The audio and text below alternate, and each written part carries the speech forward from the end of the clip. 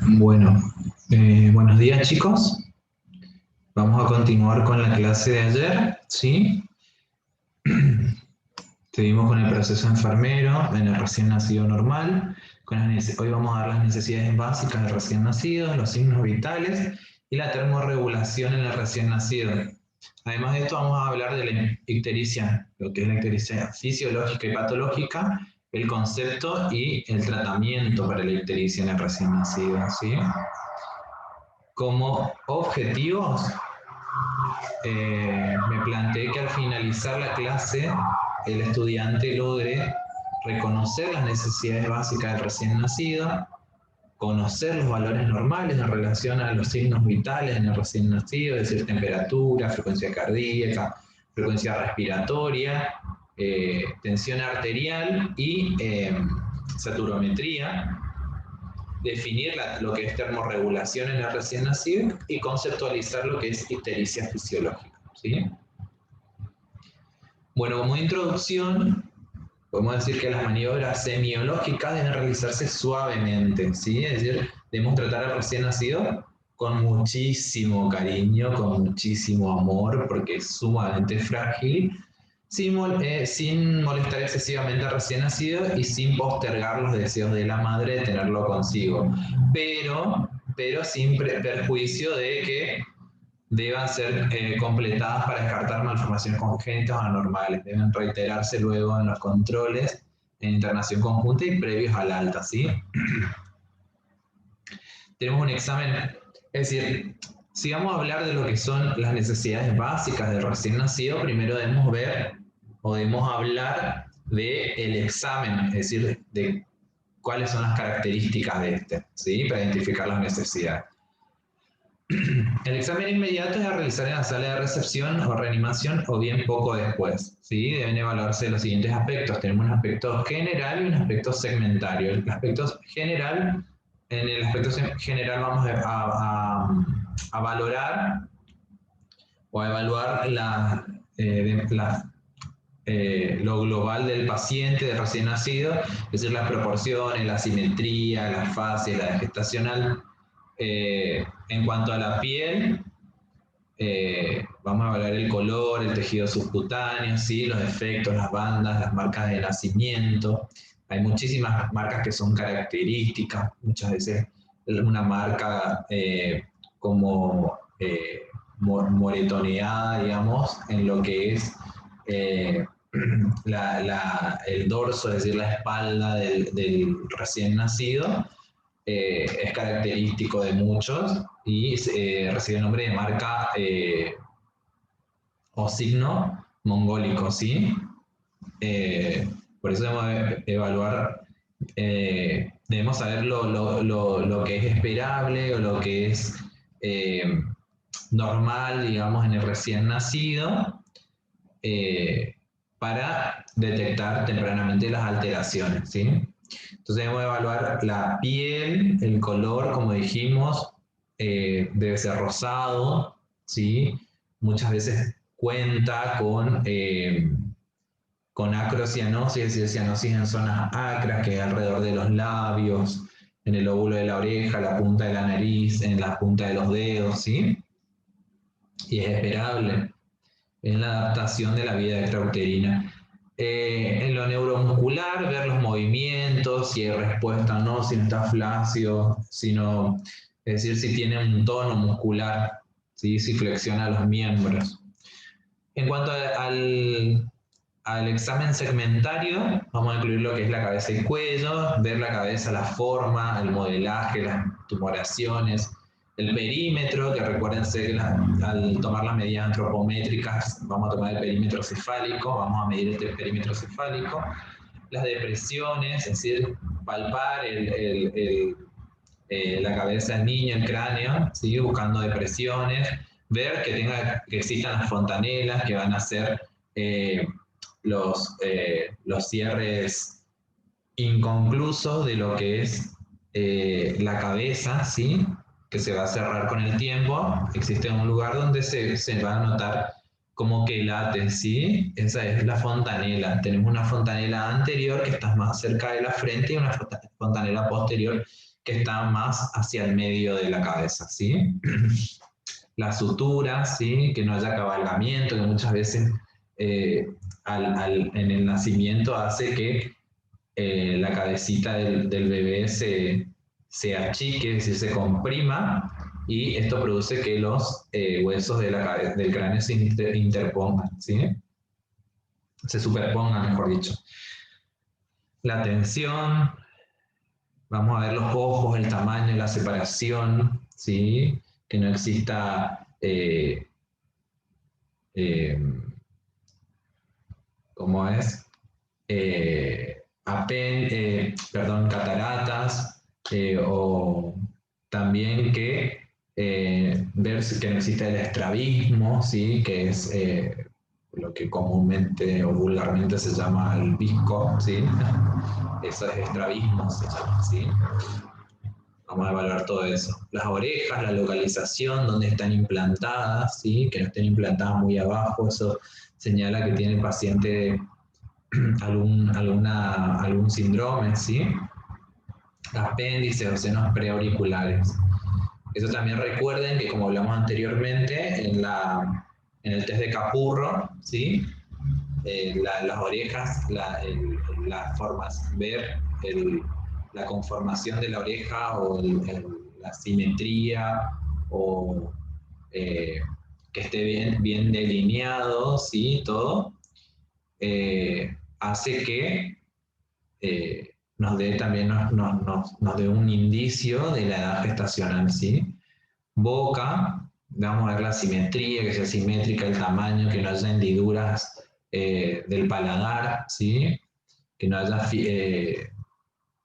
que no exista labio leporino, ¿sí? La integridad del paladar. La nariz, que sea simétrica, que las narinas estén permeables, ¿sí? Para que pueda respirar el niño. El cuello, que no existan fístulas, ¿sí? O tumoraciones. Los pulmones y la respiración, que no haya retracción del tórax, que no haya quejido, que sea buena la entrada de aire. El corazón y la circulación, vamos a hablar de la frecuencia cardíaca, el ritmo, la presencia de soplos, es decir, que los ruidos cardíacos tienen una característica, ¿sí? Tienen una frecuencia que al haber momentos en los cuales nosotros no ocultamos, puede pasar que son periodos cortos, es decir, que hay una arritmia cardíaca, ¿sí? Eso y eso nos da indicio de que existe un soplo, lo que llaman soplo, ¿sí?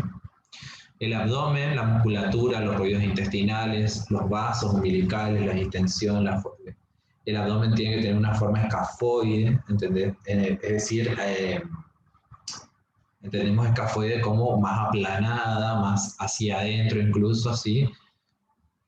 Buscar adenomegalia, es decir, que no existan masas palpables. Aneogenitales, la localización de los testículos, labio, de la vulva, el clítoris, el pene, ¿sí? La permeabilidad anal, las bandas de los dedos, en las extremidades, el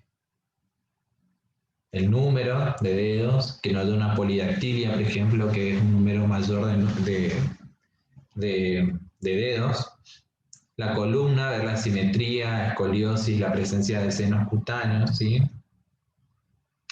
Bueno, respecto a los hallazgos que pueden clasificarse como normales, como productores de alerta, como signo de alarma, el pasaje de sonda no está recomendado, ¿sí? Porque para evaluar es decir, la existencia de una atresia de esófago, por ejemplo, en forma rutinaria, en los recién nacidos, no, lo descartamos, ¿sí? Eso hay situaciones en las cuales sí se debe realizar. Esta acción puede provocar apneas o bradicardia si se realiza en forma intempestiva o muy poco después de nacer. Intempestiva quiere decir rápidamente, ¿sí? si existen el antecedente de polidramnios o si el niño presenta salivación abundante, es válido pasar una sonda a estómago suavemente, ¿sí? Es decir, polidramnios puede, recuerden que en la clase yo ya le había dicho, cuando existe una cantidad superior de líquido, puede ser que el niño no esté tragando, porque mucho del líquido amniótico va hacia el estómago del niño. Y en este caso, si existe una atresia de esófago, es decir, que no existe una continuidad en lo que es el sistema digestivo, puede indicar, puede ser indicación de realizar, si nosotros sospechamos una atresia de esófago, podemos realizar un sondaje nasogástrico, ¿sí? Orogástrico o nasogástrico, si es por ahí queremos también descartar que haya una atresia de Coana, ¿sí? Es decir, en la nariz. Tampoco hay evidencia que apoye la necesidad de pasar una sonda rectal en forma rutinaria en todo lo recién nacido. Únicamente sería válido hacerlo si el niño no eliminó meconio, que recuerden que el meconio es la primera caca del niño, en líquido amniótico o en sala de parto y han pasado más de 24 horas sin deposiciones, ¿sí?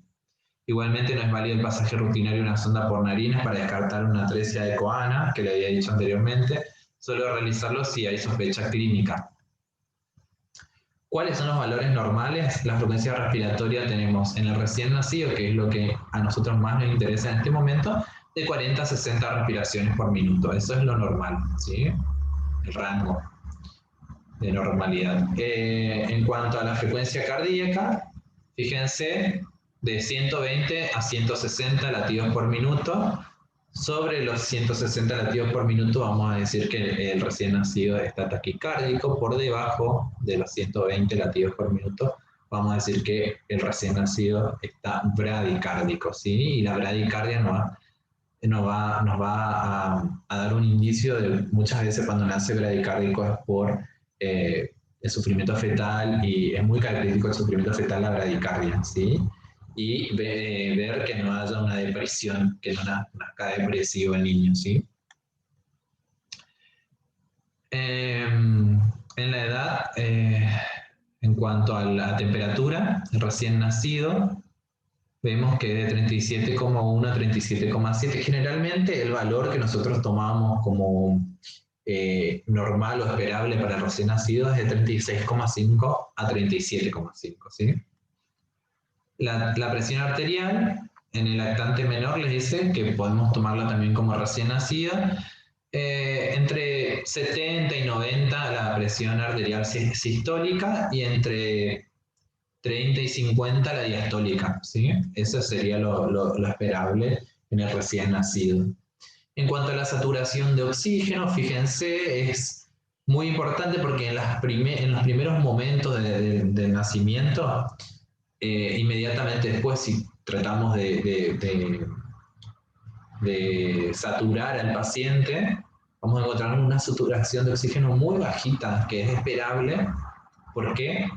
Porque el niño recién se está adaptando a la vía intrauterina, es decir, recién está ingresando aire a sus pulmones cuando en 9 meses solo hubo líquido, ¿sí?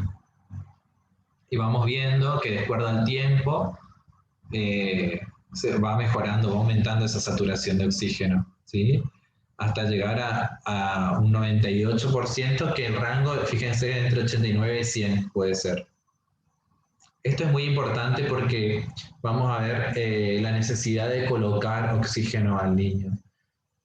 Y es muy importante porque si colocamos oxígeno innecesariamente podemos provocar una retinopatía, ¿sí? Es decir, puede haber una patología en la visión y podemos hasta producir ceguera al niño, ¿sí? Si colocamos demasiado oxígeno. En cuanto a la termorregulación, dice que la termorregulación es una función fisiológica crítica en el neonato ligada a la sobrevida, a su estado de salud y a la morbilidad asociada. ¿Qué es la termorregulación? Es la habilidad de mantener, del niño, ¿no? Del neonato, de mantener un equilibrio entre la producción que genera de calor y lo que pierde, para que la temperatura corporal esté dentro de cierto rango que se considera normal. En el recién nacido, la capacidad de producir calor es limitada y los mecanismos de pérdida pueden estar aumentados. ¿Por qué va a estar limitada la producción de calor? Y porque tiene un sistema todavía inmaduro, ¿sí? Según la edad gestacional, los cuidados en el momento del nacimiento y el periodo de adaptación. Bueno, volvemos a lo que son los valores normales de temperatura del recién nacido, lo que le decía, el valor normal es de 36,5 a 37,5 grados centígrados. Temperatura de piel, se considera la temperatura abdominal y el valor normal es de 36 a 36,5 grados centígrados. La hipotermia se puede clasificar de acuerdo a la severidad, es decir, la disminución de la temperatura corporal por debajo de 36, se puede clasificar en hipotermia leve. Fíjense cuando la temperatura corporal está entre 36 y 36,4 grados centígrados. La hipotermia moderada cuando la temperatura corporal está entre 32 y 35,9 grados centígrados, y una hipotermia grave cuando la temperatura corporal se encuentra por debajo de 32 grados centígrados, ¿sí? Bueno, la fisiología del control térmico en el recién nacido. Cómo se produce el control, cómo actúa el sistema del fisiológico del recién nacido para controlar la temperatura. Bueno, dice que la homeostasis del organismo necesita de una temperatura constante dentro de límites estrechos, y este equilibrio se mantiene cuando hay relación entre la producción y la pérdida de calor. Esto es lo que hablábamos anteriormente. La producción de calor en el recién nacido tiene dos componentes. Uno es la termogénesis no termorreguladora, que es el resultado, les dice, del metabolismo basal, de la actividad y de la acción térmica de los alimentos que ingresan. Recuerden que la digestión hace que aumente la temperatura corporal, por ejemplo, ¿sí? Cuando las pérdidas de calor superan a la producción, el organismo pone en marcha mecanismos termorreguladores para aumentar la temperatura corporal a expensas de un gran costo energético. A esta forma de producción de calor se denomina termogénesis termorreguladora, ¿sí? La anterior era la no termorreguladora, que es, por ejemplo, cuando se alimenta, eso hace que ese trabajo del organismo produzca calor. Si no existe, es decir, si el recién nacido no se alimenta, se activa el mecanismo, es decir, el organismo automáticamente dice, no está produciendo calor de forma, digamos, de forma natural, por decirlo de alguna manera, entonces voy a activar este mecanismo porque necesito darle calor a este cuerpo, ¿sí? Entonces, ahí se activa lo que es la termogénesis reguladora, que lo que hace es gastar demasiada energía, ¿sí?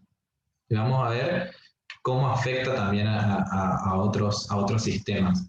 La termogénesis química, mecanismo de la grasa parda o estrés térmico, es decir, la grasa es donde se acumula, donde nosotros acumulamos energía, entonces de ahí va a extraer el organismo la energía para generar calor. En condiciones de estrés por frío, la temperatura corporal central es inicialmente normal a expensas de un gran costo energético. Es decir, vamos a tomarle la temperatura al recién nacido y va a estar dentro de los rangos normales, pero esto está causando un estrés en el organismo porque está usando toda su reserva energética, ¿sí? Cuando el niño pierde la capacidad de mantener su temperatura corporal normal, cae en lo que es la hipotermia, ¿sí? Las respuestas neonatales primarias al estrés por frío son la vasoconstricción periférica, es decir, en toda la periferia, miembros superiores, miembros inferiores, ¿sí? Hace que se pongan fríos, y la termogénesis química, que es el metabolismo de la grasa parda. Es decir, los miembros superiores e inferiores van a estar fríos. ¿Por qué? Porque el organismo dejó de enviar calor a esas partes para acumularlo en el centro y para mantener las funciones de los órganos vitales, ¿sí? Por este mecanismo, el recién nacido hipotérmico consume glucosa, fíjense eso es lo que le decía, va a consumir mucha glucosa y mucho oxígeno para producir el calor y pone al recién nacido en riesgo de hipoxemia, hipoxia, perdón, e hipoglucemia, ¿sí? Es decir, que no llegue oxígeno al cerebro y que decaiga lo que es la glucosa en sangre, ¿sí? Se define como ambiente térmico neutro, la termoneutralidad, un setting, le dice, idealizado, definido como el rango de temperatura ambiente dentro del cual la temperatura corporal está dentro del rango normal. El gasto metabólico es mínimo, es decir, el consumo de oxígeno es mínimo y glucosa también es mínimo, y la termorregulación se logra solamente con procesos fisiológicos basales sin control vasomotor, es decir, sin vasoconstricción periférica. Esto es lo que le decía, cuando hablamos de procesos físicos basales, estamos hablando de la alimentación, por ejemplo, ¿sí? Entonces, un ambiente térmico neutro es en el cual el niño logra una temperatura corporal dentro del rango normal sin gastar energías innecesariamente, sin gastar sus reservas, ¿sí? Sin que corra peligro. ¿Cuáles son los mecanismos de pérdida y de ganancia de calor en el recién nacido normal? La cantidad de calor que se pierde y la rapidez con la que se pierde es proporcional al gradiente de temperatura entre el recién nacido y el medio que lo rodea. Por eso es muy importante que el ambiente térmico en el cual se encuentra el niño sea neutro, ¿sí? Cuanto mayor es la superficie de contacto, mayor también es la transferencia de calor, ¿sí? Entonces tenemos los mecanismos de pérdida de calor son conducción, convección, evaporación y radiación. Cuando hablamos de conducción, estamos hablando de una pérdida o ganancia del calor corporal a una superficie fría o caliente en contacto directo con el recién nacido. Por ejemplo, colocar al recién nacido en una balanza sin que tenga una manta tibia, va a hacer que pierda mucho calor, ¿sí? Convección, la pérdida o ganancia de calor corporal hacia una corriente de aire o agua que envuelve al recién nacido. Por ejemplo, exponer al recién nacido a donde haya corriente de aire, o bien exponerlo colocándolo en una bañera, ¿sí? Con un agua tibia, inclusive, hace que pierda calor. La evaporación, es decir, la pérdida de calor corporal, está asociada a la exposición de la piel y o tracto respiratorio a una concentración de humedad menor a la necesaria, y por radiación, que la pérdida de calor corporal hacia un objeto más frío que no está en contacto directo con el niño. Por ejemplo, la incubadora, por más que no esté en contacto directo con el niño, puede producir que, si está muy fría, que éste pierda calor por el ambiente, ¿no?, que se le genera. Bueno, en cuanto a los factores relacionados con el riesgo de alteración de la termorregulación en el recién nacido, tenemos la edad gestacional, la hipoxia y la hipoglucemia, las anomalías congénitas, el daño del sistema nervioso central, retardo en el crecimiento intrauterino, la sedación, las respuestas pseudomotoras, el tono muscular y la actividad, ¿sí? En cuanto a la edad gestacional, se dice que a menor edad gestacional la postura es más deflexionada y presenta con menor tono muscular. Los recién nacidos pretérminos presentan menor cantidad de depósitos de grasa parda y menor habilidad de generar calor por este mecanismo. Escasez de reserva de glucógeno y glucosa también presentan mayor área de superficie, relación masa-superficie, y menor cantidad de tejido celular subcutáneo.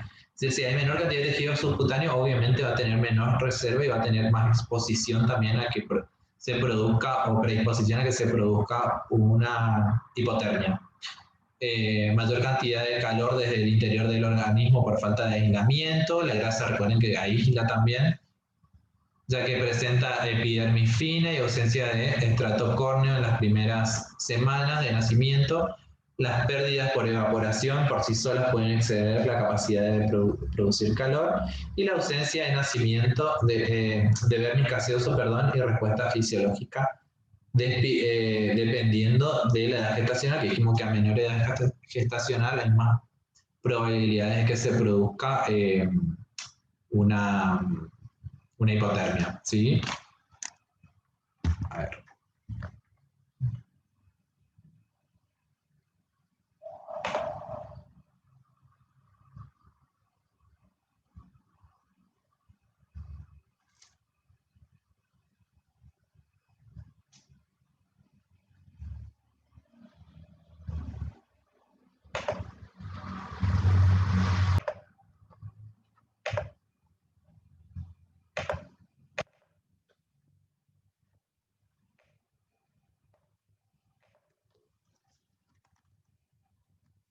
Ya continúo con...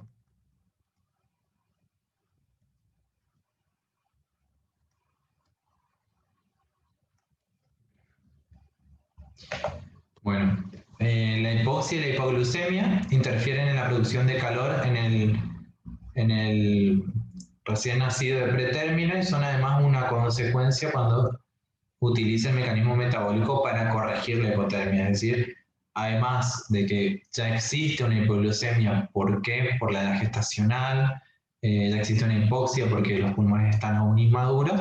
Además de eso, le sumamos que la termorregulación utiliza, o sea, el organismo con el fin de regular la temperatura, va a utilizar todo ese oxígeno y esa glucosa que ya escasea, digamos. Las anomalías congénitas que impliquen apertura en la piel, como la gastroquisis, que es cuando nace el niño con los órganos abdominales afuera, el onfalocele, que también es la formación de un orificio abdominal por el cual salen los órganos. Meningocele, que les hablé yo del meningocele, también favorecen la hipotermia, ¿sí? El daño del sistema nervioso central, que puede interferir en la capacidad termorreguladora, retardo en el crecimiento del intrauterino, ¿sí? La sedación disminuye la actividad física del tono muscular, por lo que no puede usar posición en flexión para reducir el área de superficie expuesta, ¿sí? El recién nacido no presenta respuesta muscular involuntaria como el escalofrío, es decir, no vamos a ver que el niño tiemble porque no tiene esa respuesta, no está capacitado su sistema musculoesquelético para realizar ese movimiento con el fin de producir calor. La respuesta pseudomotora escasamente desarrollada, el tono muscular y actividad, niños enfermos y edades gestacionales más bajas, ¿sí? Luego tenemos los signos y síntomas de alteraciones en la termorregulación. Signos de hipotermia: cuerpo frío al tacto, cianosis central o acrocianosis, que existen en las primeras horas de vida y que es esperable, digamos. Recuerden que les dije que las acrocianosis es la cianosis justamente en las zonas acras, como son el lóbulo de la oreja, la punta de la nariz, el área peribucal, la punta de los dedos. Aumento de requerimiento de oxígeno, respiraciones irregulares y apnea, taquipnea, intolerancia alimentaria, distensión abdominal, aumento de residuo gástrico. Puede existir bradicardia, mala perfusión periférica, ¿sí? Cuando hablamos de mala perfusión periférica nos vamos a dar cuenta porque el paciente está cianótico, la disminución de la actividad, es decir, está somnoliento, la letargia, irritabilidad, disminución de los reflejos, hipotonía, ¿sí? Llanto débil, succión débil, hipoglucemia, ¿sí? Que es como producto de esta termorregulación, edema y dificultad para dormir, ¿sí? Otros signos estos son los signos de hipotermia. Los signos de hipertermia que puede deberse al sobrecalentamiento. Puede existir taquipnea, apnea, taquicardia, hipotensión, paciente ruborizado, con las extremidades calientes, ¿sí? y hay irritabilidad, hay una alimentación irregular, hay letargia, hipotonía, postura en extensión, porque si decimos que la flexión nos ayuda a conservar el calor porque disminuye el espacio de posición, si coloca al niño en una postura de extensión, obviamente va a aumentar la superficie expuesta y va a aumentar la pérdida de calor. El llanto débil o ausente, la temperatura de la piel mayor que la central, que dijimos que la piel se puede colocar, se puede tomar en la axila y la central en el abdomen, ¿sí? ¿Cuáles son los equipos para evitar el enfriamiento en el recién nacido? Tenemos la incubadora, como vemos ahí, ¿sí? Eso generalmente cuando van el recién nacido a neo por alguna neonatología, por alguna con criterios obviamente. Si no tiene criterios para estar en neos, directamente se los lleva con la madre, ¿sí? Cunas de calor o servocunas, fíjense, esa que vemos ahí, que es súper sofisticada, acá no contamos con eso, pero son similares, ¿sí? Un colchón térmico que generalmente nosotros no usamos acá esto, pero también ayuda, fíjense, a mantener la temperatura, a regular la temperatura corporal del recién nacido. Bueno, ahora pasamos a los cuidados de enfermería para el mantenimiento de la temperatura corporal del recién nacido.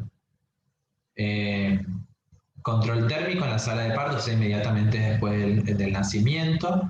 Encender la cuna térmica o calor radiante si no está encendido, ponerlo en la potencia máxima para que no pierda el recién nacido no pierda calor a través de la radiación. Encender el colchón de calor radiante a 37 grados para que no pierda por conducción.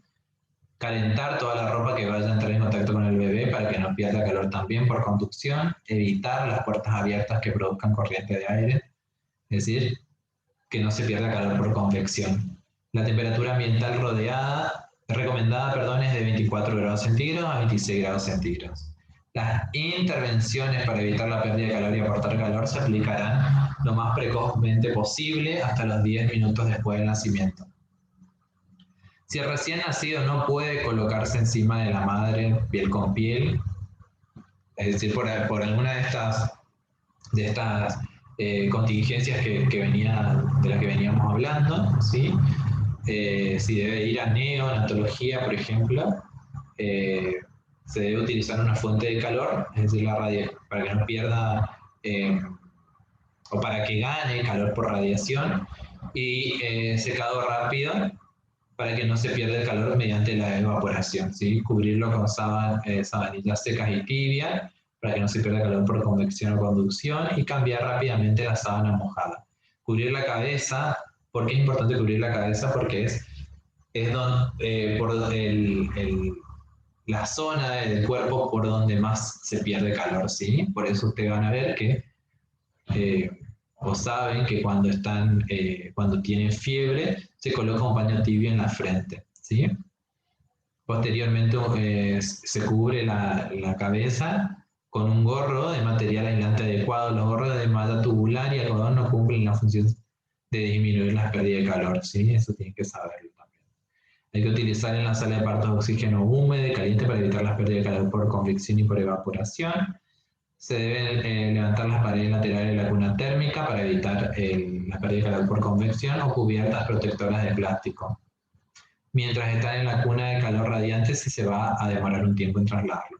Si el niño, o sea, el recién nacido de término, ha nacido con buenas condiciones, puede ser colocado con su madre en contacto piel a piel, secándolo encima de ella y bien cubierto con paños calientes, lo que le dará un ambiente térmico adecuado. Control regular de su temperatura axilar, verificando que ésta se estabilice entre las 36,5 y 37,5 grados centígrados, que es lo recomendable, ¿sí? En los recién nacidos de bajo peso y edad gestacional, por ejemplo, menos de 1.500 gramos o menos de 33 semanas, después del parto puede disminuir de manera precipitada la temperatura central como consecuencia de una pérdida de calor por evaporación y convección, ¿sí? En este caso se deben utilizar bolsas de polietileno en prematuros pequeños. La evidencia científica demuestra que introducir al recién nacido pretérmino inmediatamente después de nacer sin secar en la bolsa de polietileno evita con efectividad la disminución de la temperatura. La bolsa de polietileno debe de cubrir todo el cuerpo, incluida la cabeza, dejando solamente la cara expuesta. ¿Sí? Solo si no es posible cubrir la cabeza con la bolsa de polietileno, se colocará un gorro de tejido aislante. La reanimación se realiza con el niño colocado dentro de la bolsa en la cuna de calor radiante. ¿Sí? Es importante no olvidar que la mayoría de los recién nacidos necesitan ayuda externa para mantener su temperatura corporal en las primeras 12 a 24 horas después del nacimiento. ¿Sí?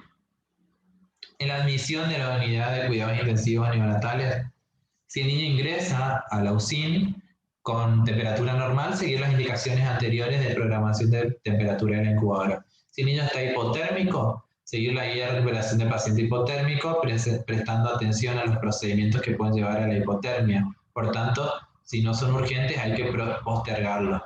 Se debe realizar la profilaxis antihemorrágica, ocular, toma de cultivo, etc. Cuando hablamos de seguir seguir la guía de recuperación de pacientes hipotérmicos, que cada institución debe contar con unos lineamientos que dirijan, es decir, que el actuar enfermero, el actuar del equipo de salud, no debe estar a la buena de Dios, sino debe contarse con libros o cuadernos de protocolo de cómo realizar, qué acciones realizar en un paciente, por ejemplo, en este caso, que ingresa hipotérmico, ¿sí? Parece adecuado que el ingreso si el recién nacido es pretérmino en buenas condiciones hemodinámicas y respiratorias para favorecer no solo la estabilidad térmica, sino la estabilidad respiratoria y hemodinámica y su adaptación al nacimiento. Al ingreso de estos niños es suficiente con monitorizar la temperatura axilar y monitorizar solamente la saturación de oxígeno y la tensión arterial de manera no invasiva, ¿sí? Empezando así a implantar los cuidados dirigidos al desarrollo, evitando manipulaciones innecesarias, luz, ruidos y favoreciendo la posición de flexión en línea media. Si los antecedentes del niño indican otro tipo de riesgo, habrá que adaptarse a dicha situación, ¿sí? Por eso le decía que es muy importante protocolizar las acciones. Las canalizaciones en vías centrales, que pueden ser las umbilicales o pueden ser, como le muestra ahí, percutáneas, es decir, una vía central, pero ingresando de manera periférica, ¿sí? Y la puesta de surfactante exógeno, si no se realizó en quirófano, será en decisión del neonatólogo. En los recién nacidos muy inmaduros se recomienda en los primeros días de vida una humedad relativa del aire entre 80 y 85%. Y la segunda semana entre 70 y 75% sin riesgo de aumento de infección, ¿sí? Bueno, durante el aseo, es decir, durante el baño del niño, aumentar la temperatura de la incubadora entre 2 y 3 grados centígrados antes de empezar el aseo y durante el procedimiento para evitar la pérdida por convección. Para evitar la pérdida por conducción, utilizar estufas para calentar la ropa o mantener el lugar más cálido del box. En caso de no tener las estufas antimencionadas, introducir dentro de la incubadora la ropa que vaya a utilizar el niño 5 a 10 minutos antes de empezar el aseo. Sábanas, body, gorra, carpines y pañal absorbente para que se vayan calentando. Utilizar un recipiente con agua caliente de 40 a 41 grados centígrados, mojar las gasas dentro del recipiente y limpiar al niño en la zona, secar rápidamente cada zona, ¿sí? Retiramos lo antes posible la ropa húmeda, vestir al niño con ropa caliente y se le coloca en un nidito generalmente, ¿sí? Que es como un colchoncito que hace que, como vimos anteriormente, les voy a mostrar, el nidito sería como el colchón térmico que ven acá, eso es, alrededor de lo que está cubriendo el niño, ¿sí? Alrededor del niño.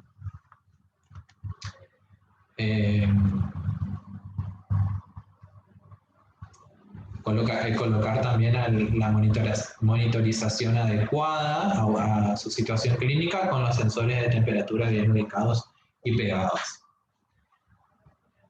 No se debe volver a manipular al niño hasta que éste no alcance una temperatura normal durante el aseo por ejemplo, los recién nacidos pretérminos tienen un marcado descenso de la temperatura, como con la temperatura periférica.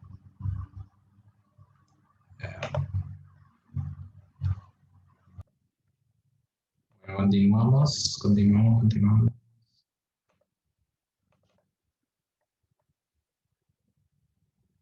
Bueno,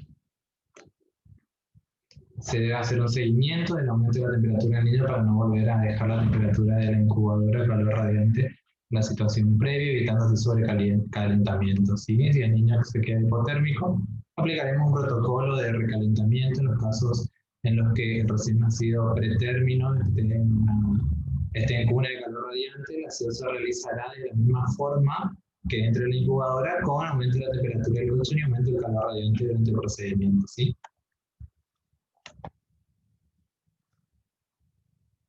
Bueno, hasta ahí entonces lo que es termorregulación. Ahora pasamos a ver lo que es ictericia.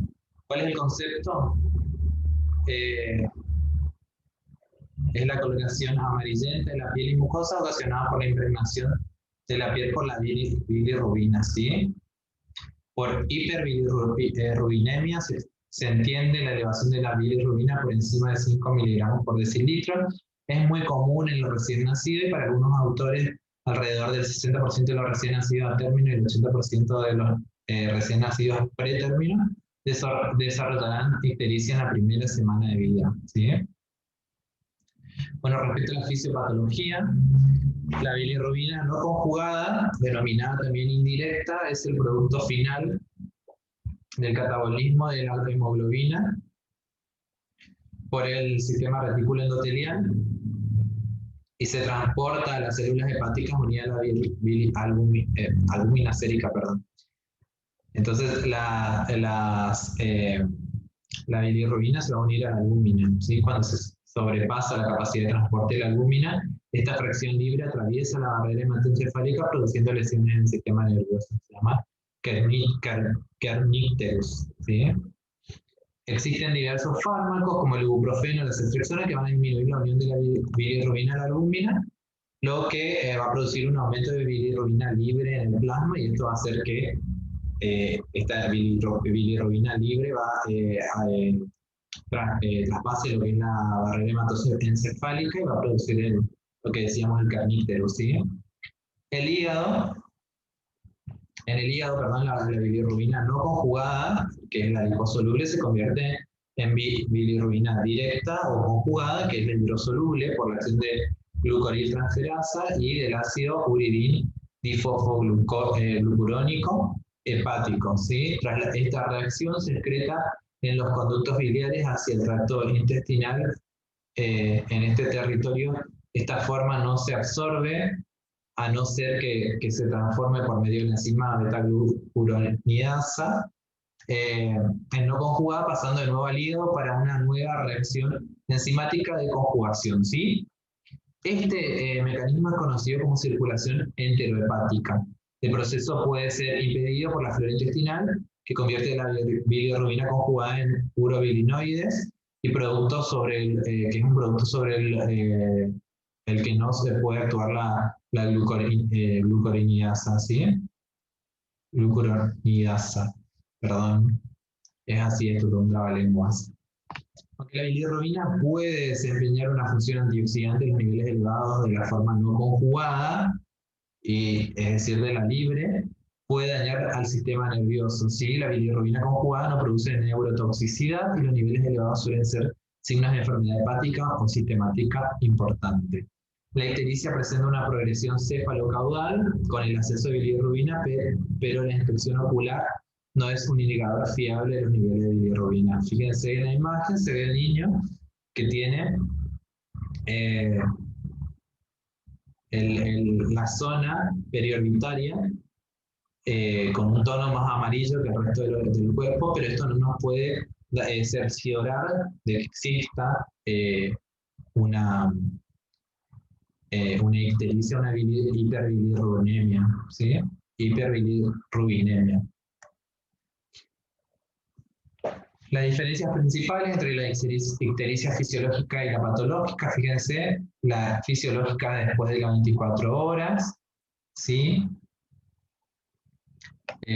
Una intensidad moderada leve, la cifra de bilirrubina también es importante, el predominio, que es siempre indirecta, cuando ahí la ictericia es fisiológica, es siempre la bilirrubina indirecta, es decir, aquella que no está conjugada, la velocidad de incremento, la desaparición hacia el octavo día, 14, el día 14 si es prematuro, no presenta síntomas y no presenta circunstancias asociadas. En cuanto a la ictericia patológica, eh, se da en el primer día de vida o después de una semana, ¿sí? Eh, la intensidad es elevada, el predominio es directo, es decir, que es conjugada, y la desaparición es de más de una semana o superior, ¿sí? Bueno, el tratamiento, con independencia del origen de la ictericia, o sea, si es fisiológica o si es patológica, se va a tratar de la misma manera. El tratamiento va a estar encaminado a evitar la neurotoxicidad producida por el acúmulo de bilirrubina. Tenemos tres tipos de tratamiento. La fototerapia, que es la luminoterapia, que es el tratamiento inicial en todos los casos, incluso cuando está indicada la examinotransfusión, mientras se prepara para esta. ¿Sí? El máximo efecto de la fototerapia se produce durante las primeras 24 a 48 horas, y cuanto mayores son las cifras de partida, la piel oscura no altera su eficacia. Entre las complicaciones de la fototerapia se encuentran las exposiciones blandas, el aumento de la pérdida insensible, es decir, que pierde mucho más calor, mucho más líquido, eh, y la consiguiente deshidratación, ¿sí? Porque pierden líquido de esa manera. El descenso esperable con la fototerapia normal es de un 10 a un 20% de la cifra inicial en las primeras 24 horas, y con fototerapia intensiva puede llegar hasta el 30-40%. ¿Sí? Por eso es importante que el control de laboratorio se haga diariamente. ¿Sí? Y fíjense, debe tener los ojos cubiertos, ¿sí? Para evitar retinopatías, y también los genitales. El resto del cuerpo debe estar expuesto a los rayos. La inmunoglobulina intravenosa es otra opción de tratamiento, y puede estar indicada en los casos graves de enfermedad hemolítica, y se usa de manera conjunta con la fototerapia. Existe una reducción en el grado de hemólisis y por consiguiente la necesidad de examinotransfusión. ¿Sí? La pauta más usada consiste en administrar 1 gramo de inmunoglobulina por cada kilogramo de peso en el primer día, y si es necesario continuar con la mitad, 0,5 gramos kilogramos día. ¿Sí? La examinotransfusión, esta técnica se realiza cuando los niveles de, de bilirrubina son muy elevados y existe riesgo de encefalopatía, y cuando han fracasado el resto de las medidas. Consiste en el recambio, fíjense, lo muestra en la imagen, generalmente por la ventana umbilical, con sangre total, lo más fresca posible, de 2 veces, o sea, el volumen es 2 veces la volemia del neonato. Durante el procedimiento se deberán realizar controles de electrolitos, hematocrito y bilirrubina. ¿Sí? Entre las complicaciones pueden producirse trastornos hidroelectrolíticos, sobrecarga de volumen, infección, siempre presente. Por eso es muy importante que respetemos las normas, ¿sí? Cuando tratamos, y esto tratar de una manera estéril. ¿Sí? Este procedimiento es estéril. El aumento de riesgo de enterocolitis, plaquetopenia, cuando disminuyen las plaquetas, entre otros. ¿Sí? Y bueno, ahí tienen la bibliografía. Y nada, muchas gracias.